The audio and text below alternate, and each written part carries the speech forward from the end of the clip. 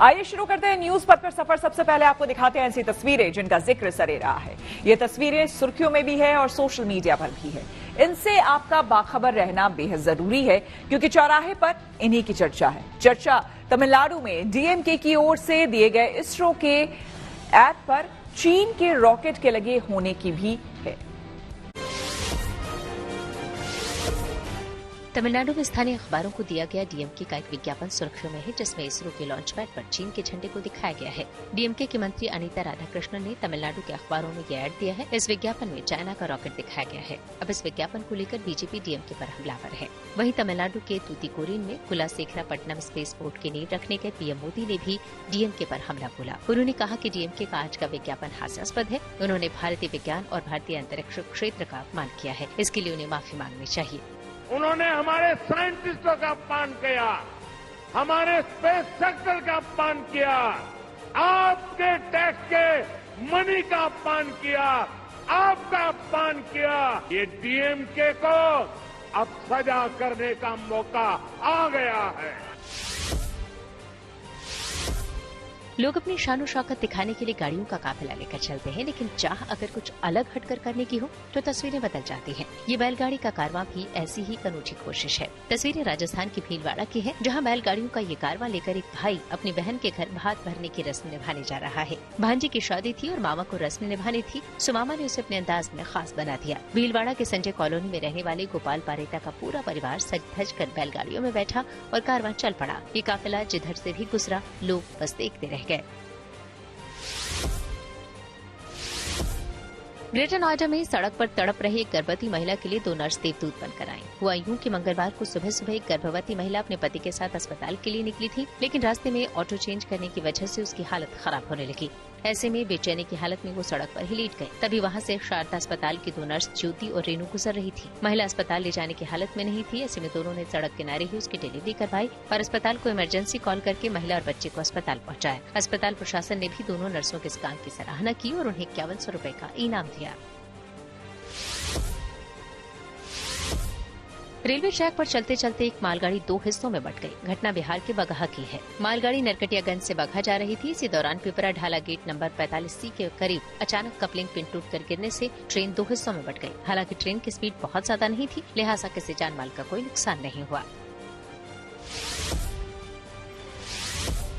-25 degree Celsius तापमान और बर्फबारी के बीच शादी की रस्में। तस्वीरें हिमाचल प्रदेश के लाहौल स्पीति की है, जहां एक गुजराती प्रेमी जोड़े ने अनूठे अंदाज में शादी रचाई। दूर दूर तक फैली कुदरत की सफेद चादर के बीच सजा शादी का ये मंडप देखकर पहले तो लोगों ने इसे किसी फिल्म की शूटिंग समझा, लेकिन बाद में जब हिंदू रीति रिवाज से मंत्रोच्चार के साथ साथ फेरे हुए तो लोग हैरान रह गए। ये प्रेमी जोड़ा अपनी शादी को यादगार बनाने के लिए गुजरात से लाहौल स्पीति की मोरंग गाँव पहुंचा था।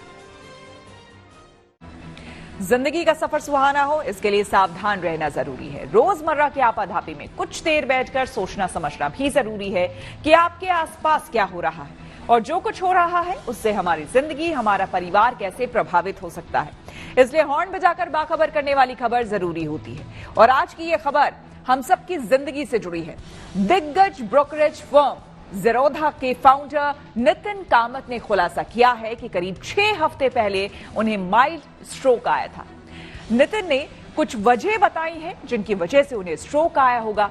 हालांकि वे स्वस्थ रहने पर काफी जोर देते हैं। ऐसे में स्ट्रोक को लेकर उन्हें खुद भी हैरानी हुई कि जो व्यक्ति फिटनेस को लेकर इतना फिक्रमंद है, उसके साथ ऐसा कैसे हो सकता है। हालांकि नितिन ने अपने एक ट्वीट में कहा था कि दुनिया के सारे पैसे से अच्छा स्वास्थ्य नहीं खरीदा जा सकता, लिहाजा ब्रेन स्ट्रोक के खतरे से खुद भी सतर्क रहें और दूसरों को भी सावधान करने के लिए हॉर्न बजाएं।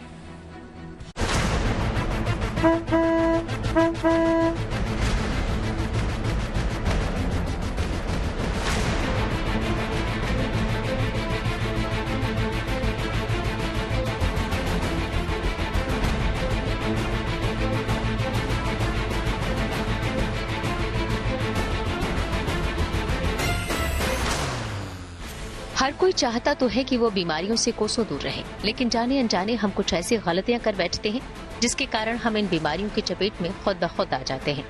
कहा जाता है कि रात को समय पर सोया जाए और सुबह जल्दी जागा जाए। ऐसा करने से शरीर स्वस्थ रहता है। लेकिन इस आपाधापी वाले समय में लोगों ने अपनी दिनचर्या बिगाड़ रखी है। न तो सोने का कोई निश्चित समय है और न ही जागने का, जिसके कारण ब्रेन स्ट्रोक का खतरा बढ़ता चला जाता है।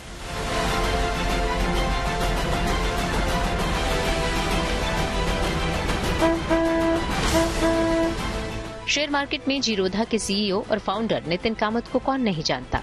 अपनी मेहनत और सक्सेस के अलावा वो अपनी फिटनेस के लिए भी जाने जाते हैं। लेकिन इसके बावजूद जब उन्हें स्ट्रोक अटैक पड़ा तो वो हैरान रह गए। नितिन कामत ने सोशल मीडिया पर खुद इसकी जानकारी दी। उन्होंने एक्स पर अपना अनुभव साझा किया। लगभग 6 सप्ताह पहले मुझे अचानक हल्का स्ट्रोक आया था। पिताजी का निधन, खराब नींद, थकावट, डिहाइड्रेशन और अधिक काम करना, इनमें से कोई भी संभावित कारण हो सकता है। मेरे चेहरे पर झुर्रियां पड़ गईं और मैं पढ़ या लिख नहीं पा रहा हूँ। अब थोड़ा सा झुक गया हूँ, लेकिन और अधिक पढ़ने और लिखने में सक्षम हो गया हूँ। पूरी तरह ठीक होने के लिए 3 से 6 महीने लगेंगे। ब्रेन स्ट्रोक तब होता है जब ब्रेन के एक हिस्से की ब्लड सप्लाई कट ऑफ हो जाती है। तो ब्रेन की ब्लड सप्लाई जैसे कट ऑफ होती है, ब्रेन के न्यूरॉन्स या ब्रेन सेल्स धीरे धीरे मरने लग जाते हैं, जैसे कि जब क्योंकि उनको ऑक्सीजन नहीं मिलती और न्यूट्रिएंट्स नहीं मिलते, और हर मिनट लगभग 19 लाख न्यूरॉन मरते जाते हैं। तो ऐसे जैसे जैसे टाइम बढ़ता जाता है, ब्रेन का एक बड़ा हिस्सा डैमेज हो जाता है। अगर शुरुआती दौर पे एक मटर के दाने के जितना ब्रेन का हिस्सा डैमेज हुआ है, तो वो कुछ घंटों के बाद एक क्रिकेट बॉल के साइज जैसा हो जाता है। नितिन कामत को ब्रेन स्ट्रोक आने की खबर जब मिली तो सब हैरान रह गए। हालांकि स्ट्रोक आने के बाद वो इस बीमारी से रिकवर कर रहे हैं। जबकि नितिन फिटनेस का काफी ध्यान रखते थे, फिर भी उनको स्ट्रोक आ गया था। नितिन कामत ने बताया कि करीब 6 हफ्ते पहले अचानक उन्हें माइल्ड स्ट्रोक हुआ। उन्होंने एक्स पर लिखा, मुझे आश्चर्य है कि एक व्यक्ति जो फिट है और अपना ख्याल रखता है वो प्रभावित क्यों हो सकता है। डॉक्टर ने कहा कि आपको ये जानने की जरूरत है कि आपको कब गियर को थोड़ा नीचे शिफ्ट करने की जरूरत है, जो कि हेल्दी रहने और जान बचाने की एक बेहतरीन टिप है। नितिन अभी रिकवरी पीरियड पे है, उनका इलाज चल रहा है। जब उन्हें स्ट्रोक आया था तो उनकी पढ़ने की और लिखने की एबिलिटीज पर भी अफेक्ट हुआ था। इसकी वजह भी उन्होंने बताई, उनके पिताजी का गुजरना, उसके बाद कम सोना, डिहाइड्रेशन जैसी तमाम चीजें थी जिसकी वजह से उन्हें स्ट्रोक आया। वो खुद भी चौंक गए क्योंकि वो हमेशा फिटनेस का बहुत ध्यान रखते थे, और ये कई सवाल भी खड़े करता है कि चाहे आप कितनी भी फिटनेस का ध्यान रखते हो, लेकिन अगर आप कम सोते हैं, डिहाइड्रेटेड रहते हैं या फिर किसी ट्रॉमा में है तो स्ट्रोक आ सकता है। फिलहाल वो रिकवरी पीरियड में है, लेकिन नितिन के स्ट्रोक ने फिटनेस पर ध्यान देने वाले तमाम जो पहलू हैं उस पर भी एक सवाल खड़ा कर दिया है। नितिन कामत के इस पोस्ट के बाद ऑर्थोपेडिक सर्जन डॉक्टर मनन बोरा ने लिंक्डइन पर चिंता जताई। उन्होंने पोस्ट में कहा कि कामत को हल्के स्ट्रोक के बाद हाल ही में अस्पताल में भर्ती कराना पड़ा था। वो सिर्फ 45 साल के हैं, अक्सर कसरत करते थे, अच्छा खाते थे, यहाँ तक कि उसके पास 6 पैक भी था। एक डॉक्टर के तौर पर ये देखना चिंताजनक है कि ऐसे मामले 18 से 55 साल की उम्र के बीच के व्यक्तियों में तेजी से बढ़ रहे हैं। डॉक्टरों का कहना है कि बीते कुछ सालों में स्ट्रोक के मामले बढ़ रहे हैं। कम उम्र में भी इस बीमारी के केस आ रहे हैं। खराब लाइफस्टाइल और बीपी का कंट्रोल न रहना इस बीमारी के होने के प्रमुख कारण है।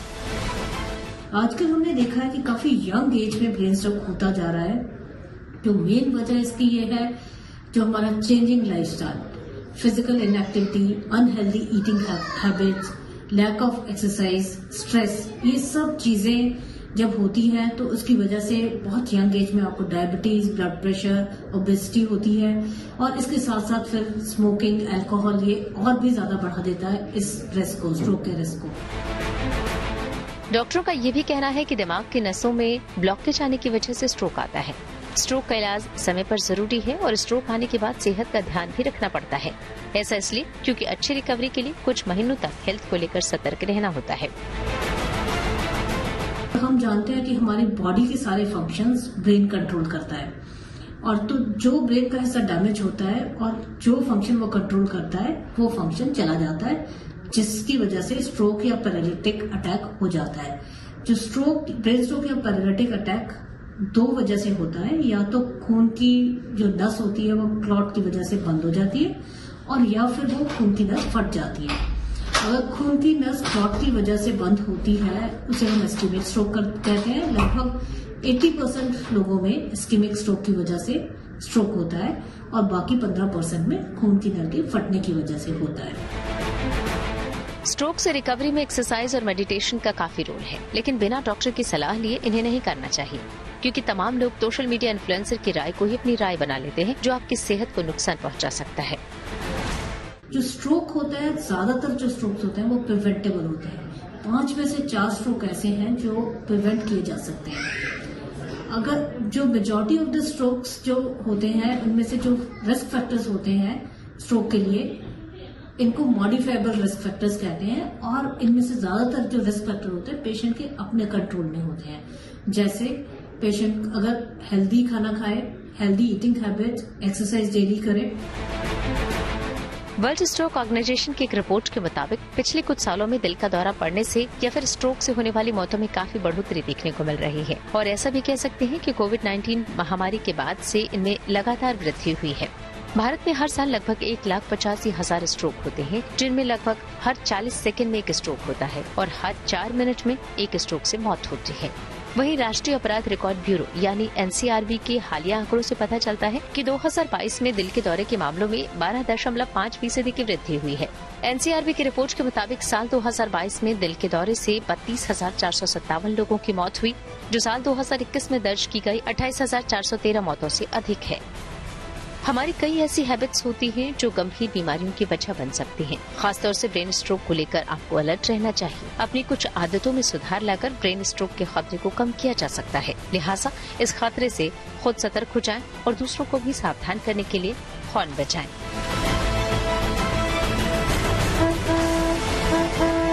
Bureau report, good news today.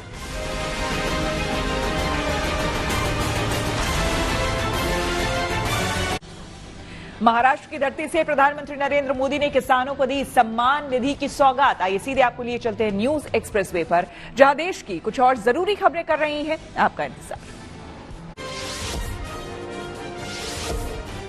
PM Modi ने प्रधानमंत्री किसान सम्मान निधि की 16वीं किस्त जारी कर दी। इसके तहत पीएम मोदी ने महाराष्ट्र के यवतमाल से 9 करोड़ से अधिक किसानों के खाते में करीब 21,000 करोड़ रुपए ट्रांसफर किए। आपको बता दें कि पीएम किसान सम्मान निधि के तहत किसानों को सालाना 6,000 रुपए की आर्थिक मदद दी जाती है, जिसे किसानों के खाते में हर 4 महीने के अंतराल में 2-2 हजार रुपए करके 3 किस्तों में भेजी जाती है। इससे पहले पीएम मोदी ने यहाँ सड़क, रेल और सिंचाई से जुड़ी करीब 35,000 करोड़ रुपए की कई विकास परियोजनाओं का शिलान्यास और उद्घाटन किया। यूपी में अवैध खनन मामले में सीबीआई ने समाजवादी पार्टी के अध्यक्ष और यूपी के पूर्व सीएम अखिलेश यादव को समन भेजकर पूछताछ के लिए बुलाया है। सीबीआई ने उन्हें गुरुवार को पूछताछ के लिए बुलाया है। अखिलेश यादव को हमीरपुर में 2012 से 2016 के बीच कथित अवैध खनन मामलों के बारे में पूछताछ के लिए गवाह के तौर पर बुलाया गया है। दिल्ली में लाखों लोगों के पानी के बिल गलत आने के मामले में मुख्यमंत्री अरविंद केजरीवाल और उपराज्यपाल वीके सक्सेना आमने सामने हैं। एलजी ने सीएम को चिट्ठी लिखी है, जिसमें उन्होंने केजरीवाल के आरोपों को सिरे से खारिज कर दिया है। एलजी ने चिट्ठी में कहा कि जल, वित्त और शहरी विकास से संबंधित सभी विभाग पूरी तरह से सीएम के नियंत्रण में हैं। इनमें एलजी की कोई भूमिका नहीं है और इस मामले में आधिकारिक या अनौपचारिक रूप से एलजी के संज्ञान में एक भी कागज नहीं लाया गया है। जमीन के बदले नौकरी घोटाले में राहुल जवेनी कोर्ट ने लालू यादव के परिवार को बड़ी राहत दी। अदालत ने इस केस में लालू यादव की पत्नी और बिहार की पूर्व मुख्यमंत्री राबड़ी देवी, उनकी बेटी मीसा भारती, हेमा यादव और हृदयानंद चौधरी को नियमित जमानत दे दी है। राहुल जवेनी कोर्ट ने चारों लोगों को शर्तों के साथ नियमित जमानत दी है। बिहार के 1 दिवसीय दौरे पर सीतामढ़ी पहुंचे रक्षा मंत्री राजनाथ सिंह ने वहां पुनौरा धाम में मां जानकी मंदिर में पूजा अर्चना की। इस मंदिर के बारे में मान्यता है कि राजा जनक को इस स्थान पर देवी सीता मिली थी। दर्शन के बाद मंदिर परिसर में ही उन्होंने पत्रकारों से बातचीत की। उन्होंने बीजेपी की जीत के दावे किए और कहा कि हर हाल में कमल ही खेलेगा। वहीं सीतामढ़ी से महिला उम्मीदवार देने के सवाल पर उन्होंने कहा कि किसी भी संभावनाओं को नकारा नहीं जा सकता है। और खबरों के एक्सप्रेसवे से आगे रुक करते हैं सियासी ढाबे का, जहां आज की सबसे दिलचस्प खबर मौजूद है। हिमाचल में सियासत का हाई वोल्टेज ड्रामा इस वक्त चल रहा है। आपको बता दें कि कांग्रेस को बीजेपी से नहीं बल्कि अपने ही बागी विधायकों और मंत्रियों से निपटना पड़ रहा है। सुखविंदर सरकार में मंत्री रहे वीरभद्र सिंह के बेटे विक्रमादित्य ने अपने पद से इस्तीफा दे दिया था, लेकिन हालांकि उन्होंने वापस कर लिया है। लेकिन आपको बता दें, मुख्यमंत्री से बातचीत के बाद अब जबकि इस्तीफा वापस हो गया है, कहा उन्होंने कि पार्टी सर्वोपरि है। वहीं बीजेपी ने कांग्रेस की बगावत पर चुटकी लेते हुए कहा कि कांग्रेस अपने किए वादों पर जनता को जवाब नहीं दे पा रही है।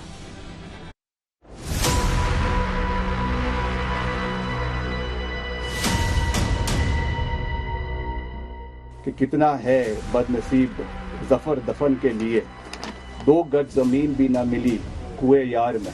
जिस व्यक्ति 6 बार जो हिमाचल प्रदेश का मुख्यमंत्री रहा, 6 बार, जिसने ये सरकार बनाई, जिसकी वजह से ये सरकार बनी प्रदेश के अंदर, उसकी मूर्ति लगाने के लिए 2 गज जमीन इनको माल रोड के ऊपर नहीं मिली। सुखविंदर सरकार में मंत्री रहे विक्रमादित्य सिंह की नाराजगी और भावना ऐसी आहत हुई कि अपने पिता वीरभद्र सिंह को याद करते हुए उनका गला रुंध गया। वर्तमान परिस्थिति में मेरा इस सरकार में बने रहना ठीक नहीं है, इसलिए आज मैंने ये निर्णय लिया है that I am resigning from the Council of Ministers। मैं इस सरकार से एक मंत्री के रूप में इस्तीफा दे रहा हूं, जो मैंने निर्णय लिया है। सुखविंदर सरकार से इस्तीफा देकर विक्रमादित्य सिंह ने पिता वीरभद्र सिंह को याद करके अपनी पार्टी और सरकार को संकट में डाल दिया। इमोशनल लोग हैं, इमोशनल। पद से हमें कोई लेना देना नहीं है, हमको ये कोई लेना देना नहीं है कि सरकार रहती है कि नहीं रहती है, हम पद पे रहते हैं कि नहीं रहते हैं, मगर एक रिगार्ड, एक रिस्पेक्ट जो होनी चाहिए थी। बारी बारी बोलने के बावजूद जो चीज ये नहीं कर सके, ये बहुत दुर्भाग्यपूर्ण है। लेकिन ऐसा क्या हुआ कि कुछ घंटे बाद ही मंत्री पद से इस्तीफा दे चुके विक्रमादित्य सिंह के सुर बदल गए। सरकार तो माननीय मुख्यमंत्री जी की अध्यक्षता में है, कांग्रेस की गवर्नमेंट है, which is headed by honourable chief minister Thakur Sukhvinder Singh Sukhu ji. इससे पहले आज विधानसभा में बजट पेश किए जाने के दौरान जमकर हंगामा हुआ। बीजेपी ने सरकार पर बहुमत नहीं होने का आरोप लगाया तो सरकार ने बहुमत होने का दावा किया, लेकिन स्पीकर ने हंगामे का हवाला देकर बीजेपी नेता जयराम ठाकुर समेत 15 विपक्षी विधायकों को निलंबित कर दिया। 15 विधायक आज, जिसमें मैं भी शामिल हूं, को सस्पेंड किया गया और विदाउट एनी रीजन। जो रूल्स हैं उसके परिधि में कोई इस तरह का विषय आता ही नहीं है उसमें। फिर अंदर इस तरह का वातावरण था कि वो चाहते थे कि कोई ऐसी अप्रिय घटना हो, और they were trying to create a atmosphere कि मैं कहीं छोटा गुस्सा करूं और कुछ ऐसी हरकत करूं जिससे वो जो है दे कुड अटैक मी। वहीं कांग्रेस की अंदरूनी कलह पर बीजेपी ने चुटकी ली है। बीजेपी का आरोप है कि कांग्रेस ने जनता से झूठे वादे किए और लोग अब उनसे जवाब मांग रहे हैं। हिमाचल प्रदेश में बड़े बड़े वायदे करके और झूठे झूठे वायदे करके कांग्रेस की सरकार बनी, और सरकार बनने के बाद वो वायदे पूरे नहीं हुए। जब कांग्रेस के अपने विधायक क्षेत्र में जाते थे तो जनता सवाल पूछती थी, 1500 रुपए महीना हर महिला को मिलना था, हर महीने मिलना था, नहीं मिला, जवाब दो। कांग्रेस ने भले ही इस खतरे को कुछ समय के लिए टाल दिया, लेकिन पार्टी विधायकों की नाराजगी का क्या होगा? हालांकि पार्टी ने डैमेज कंट्रोल के लिए भूपेंद्र सिंह हुड्डा और डीके शिवकुमार को शिमला भेजा है, लेकिन सवाल है कि क्या वो उत्तर भारत में कांग्रेस के आखिरी किले को बचाने में कामयाब हो सकेंगे? शिमला से Satyendra Chauhan, good news today. रुक करते हैं प्रगति मार्ग का, जहां ऐसी खबरें हैं जो कि देश की तरक्की, प्रगति और लोगों की काबिलियत दिखाती है। देश के कई हिस्सों में इन दिनों बोर्ड परीक्षाएं चल रही हैं। ऐसे में अक्सर ये देखने में आता है कि बच्चे इसको लेकर काफी दबाव लेते रहते हैं, लेकिन इस दबाव की जरूरत नहीं होती। इसी बात को अलग तरीके से समझाने की कोशिश हो रही है। दिल्ली के एक स्कूल ने भी इसको लेकर कुछ जरूरी कदम उठाए हैं ताकि बच्चे तनाव मुक्त होकर बोर्ड परीक्षाएं दे सके। दिल्ली का ये स्कूल हर पेपर के बाद बच्चों से बात करता है। जिन बच्चों के पर्चे ठीक नहीं होते, उनके तनाव से उबरने में उन्हें मदद की जाती है।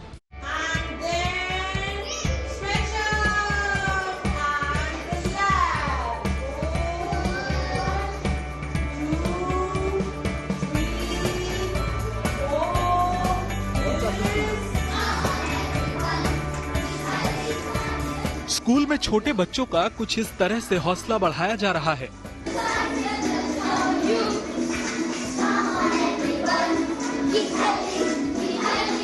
नन्हे बच्चों को योग के सहारे निरोगी बनाने की पहल हो रही है।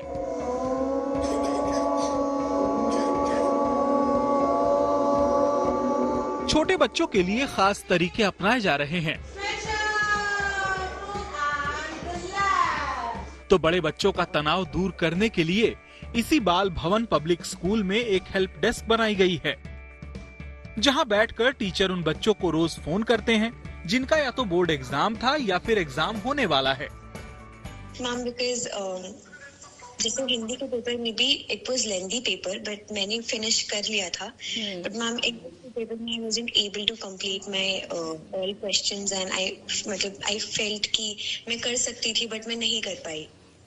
टाइम की प्रॉब्लम आई थी। सो इसके लिए बेटा नेक्स्ट एग्जाम में आपने क्या करना, अपने साथ में वॉच लेके जानी है। तो वॉच को थोड़ा सा अहेड, आपको टाइम का भी आपको स्टार्टिंग से पेस रखना है ताकि एंड में आप मैनेज कर पाओ।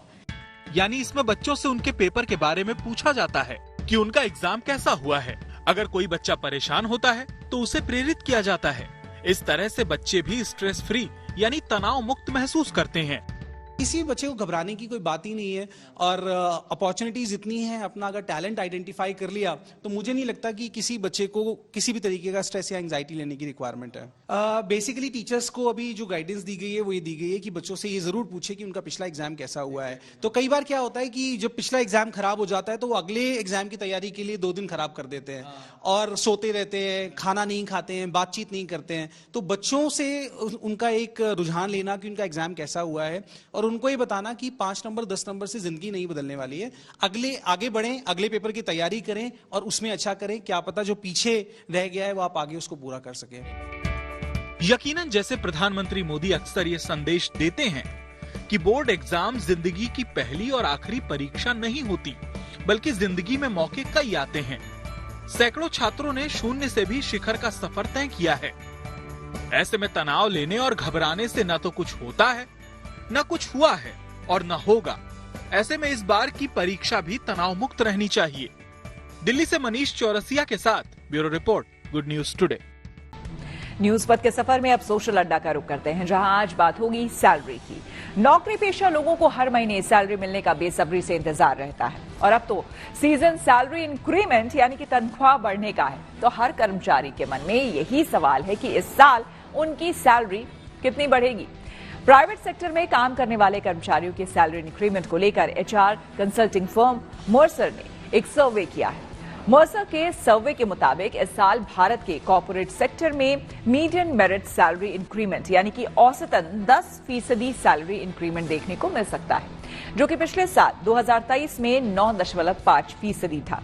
मीडियन मेरिट सैलरी इंक्रीमेंट का अर्थ किसी कंपनी में मिलने वाली औसत सैलरी इंक्रीमेंट से है, जहां आधे कर्मचारी औसत सैलरी इंक्रीमेंट से ज्यादा इंक्रीमेंट पाते हैं, जबकि दूसरे आधे कर्मचारियों को इससे कम इंक्रीमेंट मिलता है। सर्वे में यह भी सामने आया है कि इस साल ऑटोमोबाइल, मैन्युफैक्चरिंग, इंजीनियरिंग और लाइफ साइंस से जुड़े सेक्टर में सबसे ज्यादा वेतन बढ़ सकता है। इन क्षेत्रों में सबसे ज्यादा सैलरी इंक्रीमेंट की वजह तकनीकी प्रगति, कुशल पेशेवरों की बढ़ती मांग और इनोवेशन और रिसर्च पर फोकस होना शामिल है।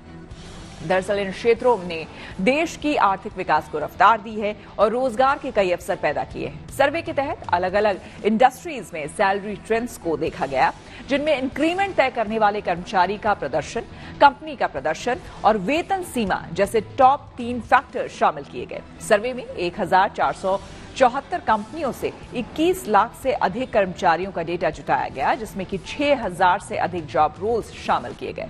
मर्सर के सर्वे में यह भी कहा गया है कि अपनी मर्जी से जॉब छोड़ने का चलन लगातार बढ़ रहा है। सर्वे के मुताबिक साल 2021 में नौकरी छोड़ने की दर 12.1% से बढ़कर 2022 में 13.5% हो गई। मर्सर के सैलरी इंक्रीमेंट को लेकर आए ताजा सर्वे को लेकर हमने कुछ लोगों से बात की और उनकी राय जानी। फाइनेंशियल ईयर खत्म होते ही जो एम्प्लॉयज है यानी कि जो कर्मचारी है वो वेट करते हैं इंक्रीमेंट का, लेकिन अगर हम लास्ट ईयर में जो सर्वे हुआ है उस सर्वे के मुताबिक 3-4 सेक्टर्स ऐसे हैं जहां पर इस बार एम्प्लॉयज को अच्छी न्यूज मिलने वाली है, जिसमें एक ऑटोमोबाइल सेक्टर भी है। सर, अगर हम सर्वे की बात करें, एक ऑटोमोबाइल सेक्टर है 2023 में जिसने काफी ज्यादा ग्रो किया है, तो एवरेज अगर हम इंक्रीमेंट की बात करें तो लगभग 10% के आसपास इंक्रीमेंट है वो मिल सकता है। कैसा लग रहा है आपको? हमारे लिए तो बहुत खुशी की बात है। सबसे बड़ी बात हुई है कि हमारी जो कार्स हैं वो बहुत अच्छी डिमांड है उनकी, और जब डिमांड अच्छी है तो ऑब्वियसली हमारे लिए भी बहुत खुशी की बात है कि हमारा जो इंक्रीमेंट और जो इंसेंटिव्स हैं बहुत अच्छे आ रहे हैं। सो ऑटोमोबाइल इंडस्ट्री एक बहुत अच्छे दौर में है जहाँ पे एक टेक्नोलॉजी चेंज आ रही है। बात करें लास्ट ईयर हमारा काफी डी ग्रोथ पे रहा हुआ है। दिस ईयर अब प्रोडक्शन बढ़ रही है, गाड़ियां बढ़ रही हैं, सेल डिमांड ज्यादा है, तो उस हिसाब से हमारा इंसेंटिव भी हमारा इंक्रीज होता है। गाड़ियों के लेके हमारे टारगेट होते हैं, हमारी गाड़ियां कंप्लीट होती है तो इंसेंटिव अच्छा आएगा, सैलरी अच्छी आएगी, तो हमारे लिए तो बहुत अच्छी खबर है ये। प्री कोविड आप देखेंगे तो ये इंडस्ट्री थोड़ा डी ग्रोथ में थी, और जैसे ही पोस्ट कोविड हुआ सर, तो जो सेल्स है वो नंबर्स इंक्रीज हुए हैं सर, नंबर इंक्रीज हुए हैं, सेल्स बढ़ी हैं, बच्चों के इंसेंटिव बढ़े हैं, तो वो हमारे लिए भी बेनिफिट है सर। तो ये आप जैसे आपने सर्वे किया, ये गुड न्यूज है सर, हमारे लिए भी एक बूस्ट करेगी हमें कि और भी ज्यादा बेटर करें सर। लास्ट ईयर 9.5% था, उसमें 0.5% का इंक्रीमेंट नजर आ रहा है, 10% ऑन एन एवरेज हर एम्प्लॉय को।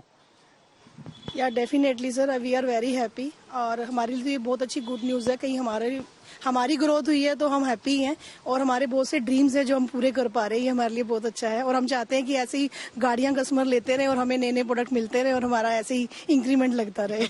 आपने जो ये न्यूज़ दी है, it's a wonderful. Automobile industry के अंदर अगर ऐसा है, और as comparison to last year हम लोग कंपैरिजन में डालते हैं, तो कहीं ना कहीं पे हमारी मैन पावर सेटिस्फेक्शन भी बढ़ेगा, just because of the other automobile industry है जो नए नए प्रोडक्ट, एंड जैसा कि विजय सर ने बताया कि भी अलग अलग सेगमेंट्स की कार्स आ रही हैं, उसके बिहाफ पे मैन पावर भी आएगी और कहीं ना कहीं पे एम्प्लॉयज भी सेटिस्फाइड रहेंगे। It's a wonderful.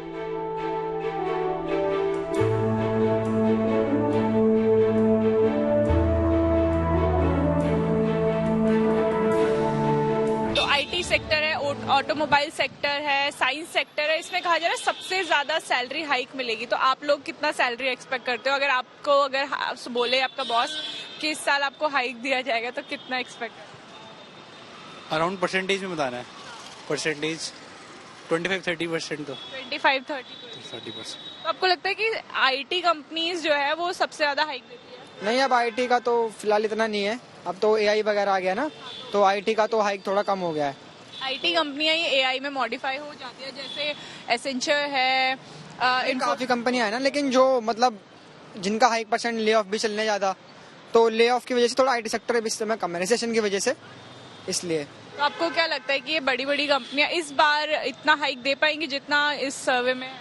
हाँ, जिसकी राइट स्किल्स होंगी, जो बंदे डिजर्विंग है एआई की वजह से।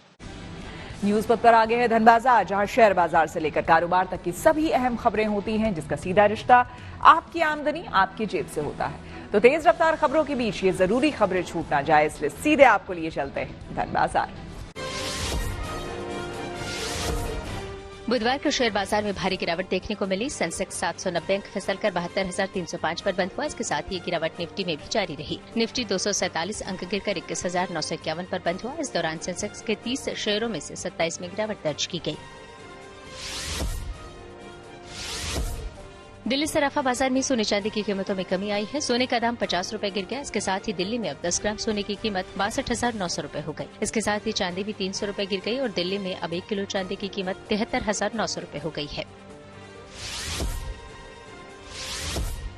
टेक्नोलॉजी कंपनी माइक्रोसॉफ्ट के संस्थापक बिल गेट्स भारत दौरे पर हैं। इस दौरान उन्होंने ओडिशा के भुवनेश्वर में झुग्गी बस्तियों का दौरा किया और बस्ती में रहने वाले लोगों से बातचीत कर उनका हाल जाना। बता दें कि ओडिशा सरकार के कई विभाग bill and Melinda Gates foundation के साथ मिलकर लोगों की बेहतरी के लिए काम कर रहे हैं।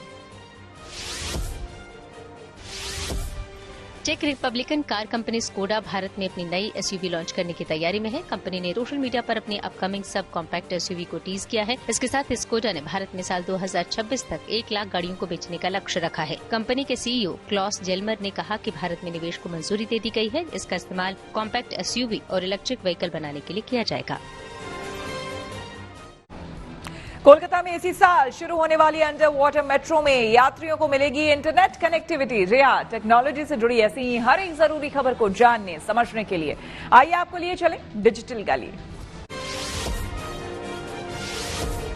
इलेक्ट्रॉनिक कंपनी सैमसंग 4 मार्च को अपना नया smartphone Galaxy F15 5G launch करेगी। कंपनी का दावा है कि स्मार्टफोन में 6000 mAh की बैटरी दी गई है। मीडिया रिपोर्ट्स के मुताबिक कंपनी अपने इस नए हैंडसेट को 15,000 रुपए से कम कीमत में पेश कर सकती है।